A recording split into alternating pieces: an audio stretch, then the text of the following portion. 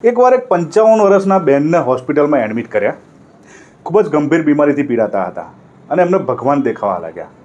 તો એમણે કીધું કે હે પ્રભુ, હવે મને લઈ જાઓ, મારો ટાઈમ આવી ગયો છે. તો ભગવાને કીધું કે ના ના, હમણાં ક્યાં, હજુ તો તમારે 45 વર્ષ જીવવાનું છે. પછી એ બહેનનું ઓપરેશન થયું અને ઓપરેશન સક્સેસફુલ થયું અને એ ઘરે આવી ગયા. ઘરે આવીને એમણે વિચાર્યું કે હજુ તો હું 45 વર્ષ જીવવાની છું, તો થોડીક ટ્રીટમેન્ટ કરાવી લઉં. એટલે એ બેને હેર ટ્રાન્સપ્લાન્ટ કરાવડાયા, સ્કિનની ટ્રીટમેન્ટ કરાવડાવી અને થોડાક આમ યંગ બની ગયા.